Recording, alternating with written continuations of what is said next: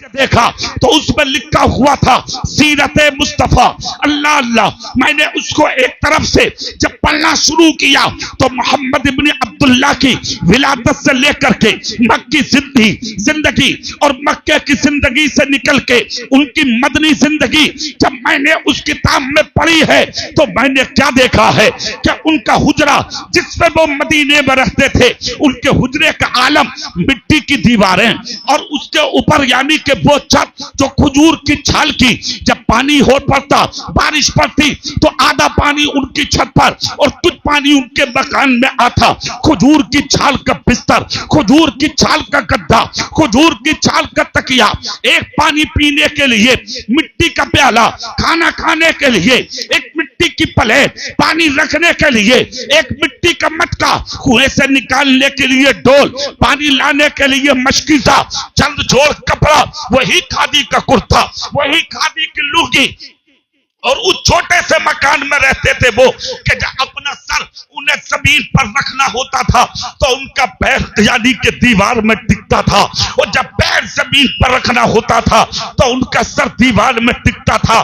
میں نے یہی پر سوچ لیا کہ ایسی سادگی، اتنی اچھی زندگی اور اتنا بڑا انسان کہ مشرق سے لے کے مغرب تک جس کے نام کے نعرے لگتے ہوں، جنوب سے لے کے شمال تک جس کے نام کے نعرے لگتے ہوں، اگر جھوٹا ہوتا تو مٹ گیا ہوتا. سچا ہے، اسی لیے آج تک اذانوں میں اللہ کے نام کے ساتھ اس محمد کا نام لیا جا رہا ہے.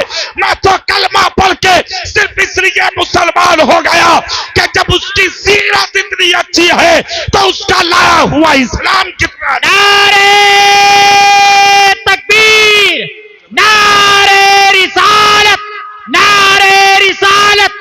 عشق سرکار، عشق سرکار. قاری اقبال مراد آبادی. واہ سبحان اللہ.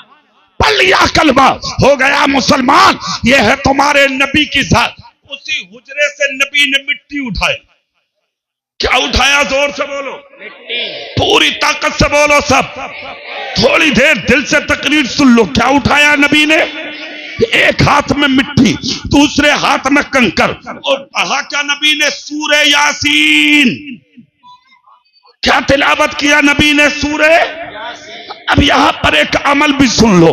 اگر سر میں درد ہوا کرے اور دوائی اثر نہ کرے تو 3 دن تک سورہ یاسین سر پہ پڑوا کے پھکوا لیا کرو. آنکھوں سے دکھائی نہ دیا کرو تو سورہ یاسین پانی پہ دب کر کے اس کو آنکھوں میں سلائی سے لگا لیا کرو. کانوں سے آواز نہ آتی ہو تو سورہ یاسین 41 دن پڑھ کے کانوں میں پھکوا لیا کرو. روح نکلنے میں تکلیف ہوتی ہو تو سورہ یاسین پڑھ کے دم کرا لیا کرو. جانوروں میں بیماری ہو تو سورہ یاسین پڑھوا لیا کرو. گھر سے جن یا بھوت نہ بھاگتے ہو سورہ یاسین پڑھوا لیا کرو. جوان لڑکیوں پہ کسی گندی شے کا اثر ہو گیا ہو تو 21 دن تک سورہ یاسین کی تلاوت کرا لیا کرو. جان کا کوئی دشمن ہو گیا ہو تو سورہ یاسین پڑھ کے اس کے راستے سے گزر جایا کرو. اللہ اس کی برکت سے جان کی بھی حفاظت کرتا ہے اور مسلمان کے ایمان کی بھی حفاظت. کیا بات ہے. سبحان نبی پڑھتے ہوئے نکل رہے ہیں حجرے سے، سورہ یاسین شریف کی تلاوت کر رہے ہیں. مصطفیٰ گزر ہوا تمہارے میرے نبی کا. کتنے دشمن تھے دروازے پہ؟ بولو زور سے. سب کے ہاتھ میں کیا تھا؟ زور سے بولو، کیا تھا؟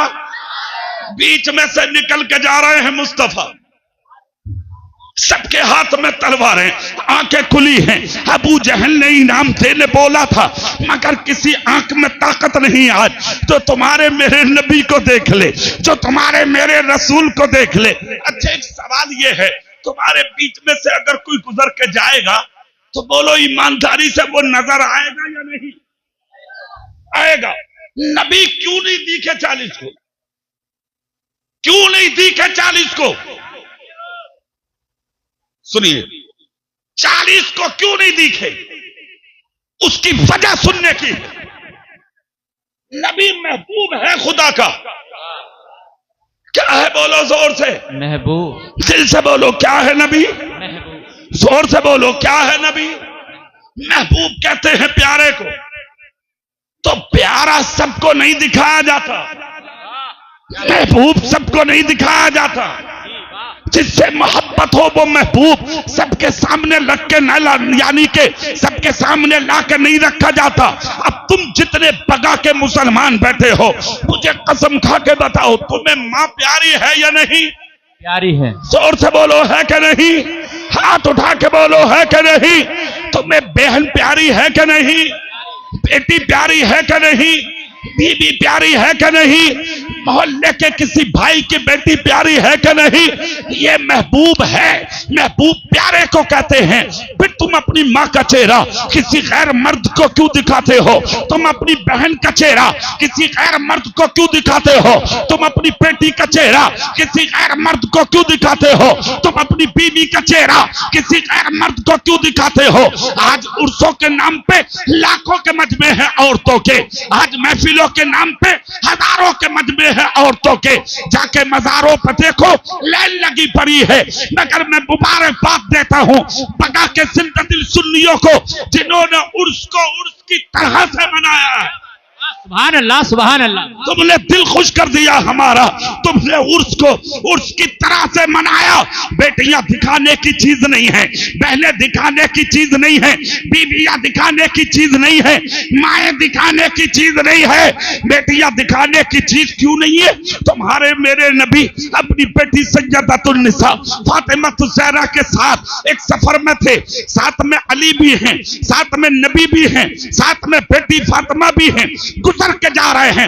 مگر جہاں سیدہ فاطمہ کا قدم کا نشان پڑتا تھا زمین پر، وہاں تمہارے میرے نبی فاطمہ کے قدم پہ اپنا قدم رکھ کے سیدہ فاطمہ کے قدم کا نشان اپنے قدم میں پاک سے ڈھانپ دیتے تھے۔ علی مسکراتے جا رہے تھے، علی کے مسکرانے سے عکاسی پوری دنیا کو مل رہی تھی کہ مصطفیٰ کا بیٹی کے قدم کے نشان پر قدم رکھنا اس چیز کا ثبوت ہے کہ میرا رسول چاہتا ہے کہ میری بیٹی کے قدم کا نشان بھی کوئی غیر مرد اپنی آنکھوں سے دیکھ نہ سکے۔ تیری بیٹی کو دنیا میلوں میں دیکھتی ہے، تجھے شرم نہیں آتی؟ تیری بہن کو دنیا چوراہوں پر دیکھتی ہے، تجھے شرم نہیں آتی؟ تو اپنی بیوی کے چہرے کی نمائش کرتا ہے، تجھے شرم نہیں آتی؟ 1700 بیٹیاں غیروں کے بستروں پر چلی گئی تمہاری، کتنی؟ منہ کھول کے بولو تھوڑا۔ غیروں کے بستروں پر تم ناک والے ہو، تم عزت دار ہو، تم دولت والے ہو، تم کروڑ پتی ہو، 1700 بیٹیاں ہیں غیروں کے بستروں پہ۔ بچاؤ عزت کو۔ کون ہے تیری عزت کا رکھوالا؟ ابھی 1700 گئی ہیں، پتہ نہیں کتنی جائیں گی۔ اگر چاہتے ہو کہ رکاوٹ ہو جائے، بیٹیاں گھروں میں رک جائیں، رہ جائیں، تو صرف ایک راستہ ہے جو پورے ملک میں ڈنکے کی چوٹ پر میں اپنی تقریروں میں قوم کے سینوں تک پہنچا رہا ہوں، اور وہ راستہ یہ ہے: حرام کھانا چھوڑ دو۔ زور سے بولو سبحان اللہ۔ حرام کھانا چھوڑ دو، حلال کھانا شروع کر دو۔ خدا کی قسم جس دن حلال کھانا شروع کر دیا، حرام لقموں سے رک گئے، تو یہ تمہاری بیٹیاں پھٹا دوپٹہ اوڑھ کے جی لیں گی، مگر کبھی بھی تمہاری عزتوں کا سودا نہیں کریں گی۔ واہ کیا بات ہے۔ تمہارے نبی 40 کے بیچ میں سے جا رہے ہیں، سبحان اللہ بول کے دکھاؤ۔ کتنوں کے بیچ میں؟ مگر دیکھ نہ سکے، کیونکہ خدا کا محبوب ہے یہ۔ کس کا محبوب ہے؟ محبوب دکھایا نہیں جاتا سب کو، سب کو نہیں دکھایا جاتا۔ چلے گئے یہ 40 کے 40 صبح تک کھڑے رہے۔ ایک انہی کے خاندان کا آیا، آ کے بولا بھائی کیسے کھڑے ہو؟ سینہ تان کے بولے ہم ہی ہیں وہ جن کو کل 40,000 میں چنا گیا تھا۔ کیوں بھائی؟ کہا اللہ کے بیٹے محمد کا قتل کرنے کے لیے، معاذ اللہ۔ اتنا جب کہا تو وہ مسکرائے اور مسکرا کے بولا نیند خراب چلی گئی تمہاری۔ کیوں بھائی؟ کہا جس انتظار میں کھڑے تھے وہ تو رات ہی نکل کے چلے گئے۔ زور سے بولو صاحب۔ جھوم کے بولو نبی کے پیار میں سبحان اللہ. اتنا جب کہا تو سب نے تلواریں ہلائی اسی کی طرف. آواز سن تو جی سے پہلے ناشتہ کریں. بولے کیوں؟ کہا 1 منٹ آنکھ کا پلک لگا نہیں, ادھر سے ادھر گئے نہیں. ارے کب چلے گئے, کدھر چلے گئے؟ ہم نے نہیں دیکھا, تو نے دیکھ لیا. کہا ہم میں نے دیکھا.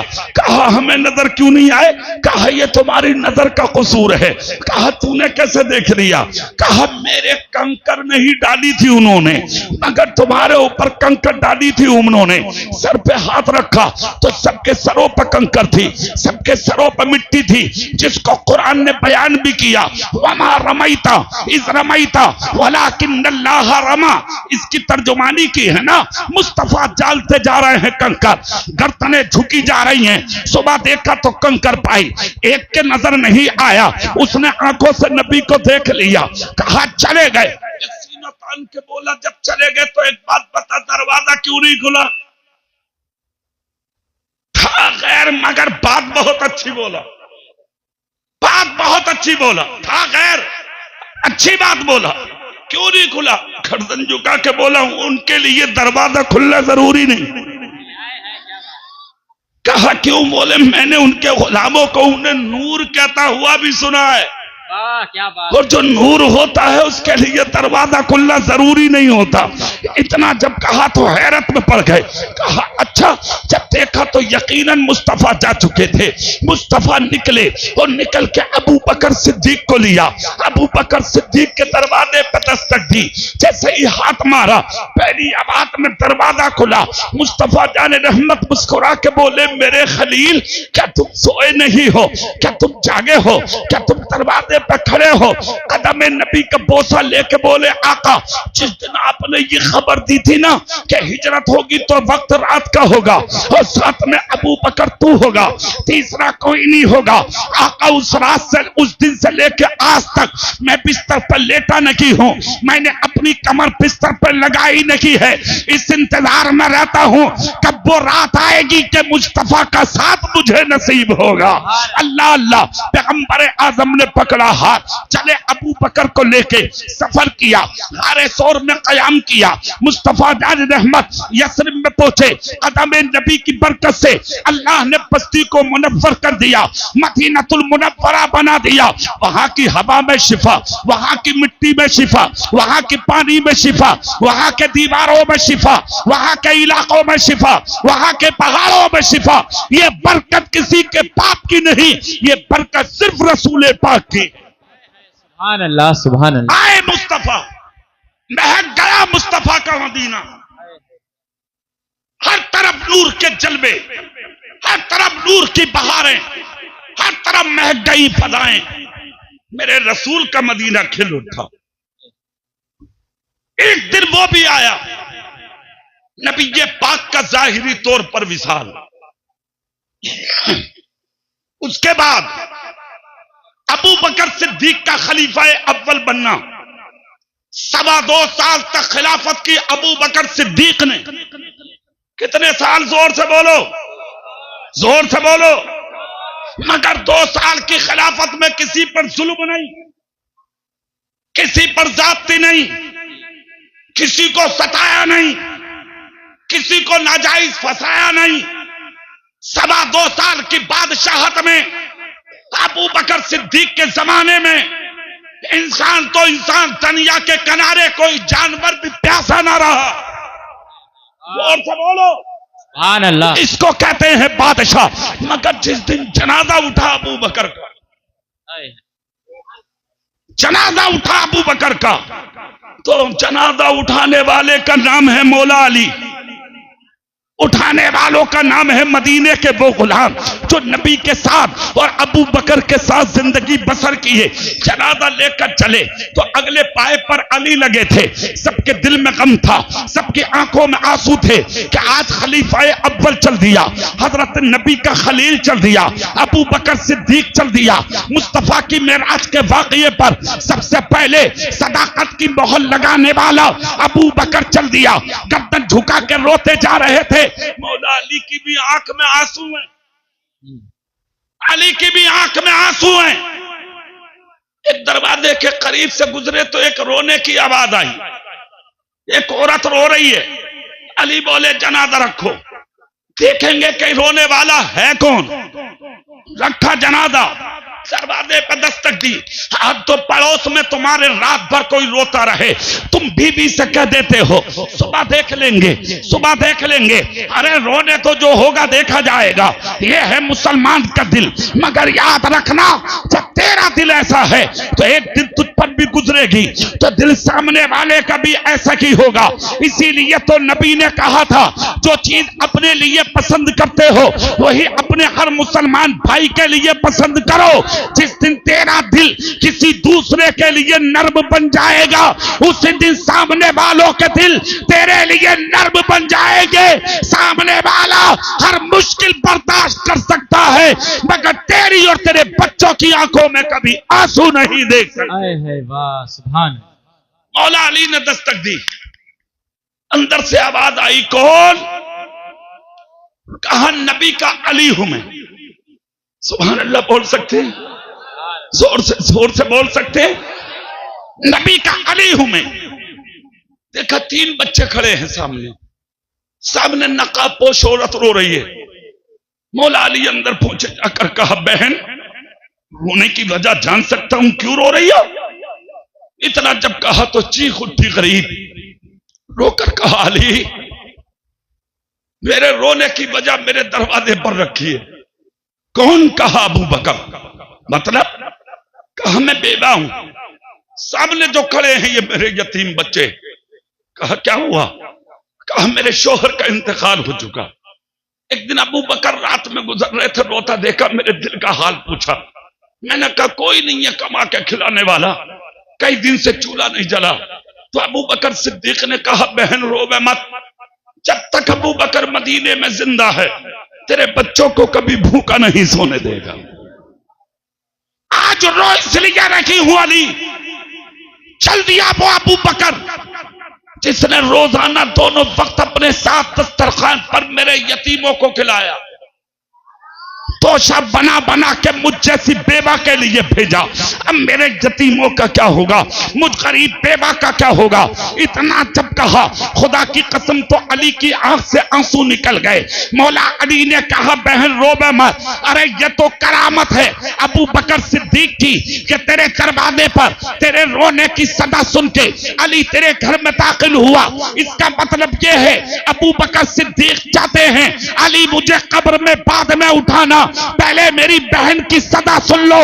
اے بہن کان کھول کر سن لے، آج تک یہ ذمہ داری مصطفیٰ کے ابو بکر نے اٹھائی تھی اور آج کے بعد یہ ذمہ داری نبی کا علی اٹھائے گا۔ خود تو کھاتے نہیں اوروں کو کھلا دیتے ہیں، کتنے صابر ہیں محمد کے گھرانے۔ نعرہ تکبیر، نعرہ رسالت، جشن غوث الورا، مسلک اعلی حضرت علامہ مولانا قاری اقبال مراد آبادی۔ سبحان اللہ سبحان اللہ۔ اٹھایا جنازہ، لے کر چلے ہیں جنازے کو سیدنا ابو بکر صدیق کے میرے رسول کے روزے پر۔ اب یہاں بڑی دلچسپ ایک بات میں آپ کو بتاؤں گا، مگر تب بتاؤں گا جب ہاتھ اٹھا کے سبحان اللہ بول کر دکھاؤ گے۔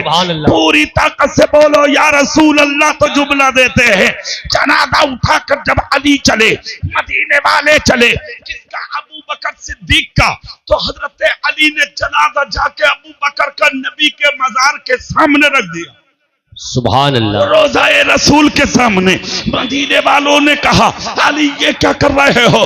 جنت البقیع لے کر چلو، وہاں دفنایا جائے گا۔ مگر مولا علی کہتے ہیں نانا، ابو بکر نے مجھ سے کہا تھا کہ ایک دن نبی نے کہا تھا اے ابو بکر پریشان مت ہونا، جہاں ہم رہیں گے وہی تم رہو گے۔ سبحان اللہ سبحان اللہ، اسی پہ عمل کیے ہوئے ہوں۔